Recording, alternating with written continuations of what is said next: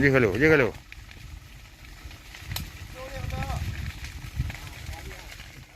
Upaya untuk meminimalisir terjadinya kebakaran hutan dan lahan atau karhutlah di Aceh terus dilakukan, seperti sosialisasi melalui spanduk-spanduk yang dikeluarkan oleh Polda Aceh.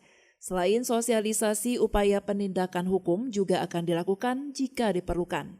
Kapolda Aceh Irjen Pol Ahmad Haidar mengatakan pihaknya terus melakukan sosialisasi kepada masyarakat secara preventif dan preventatif dengan memasang spanduk-spanduk peringatan di daerah rawan terjadinya kebakaran.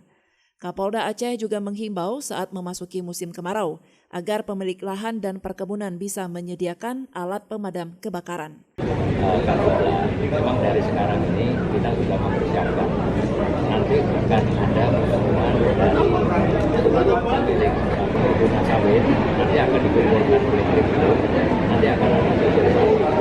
Jadi tentunya masing-masing pemilik pengguna sawit bertanggung jawab terhadap desa-desa yang ada di sekitarnya. Pemilik pengguna sawit harus memiliki perangkat daripada alat pemadam, mulai dari lumbung airnya sampai perangkatnya, karena nanti sudah mulai musim kering. Nah, di sini kita bisa membersihkan ini, walaupun nanti kita sudah bisa melihat dari hotspot di wilayah Aceh sekarang memang minim, artinya tidak ada.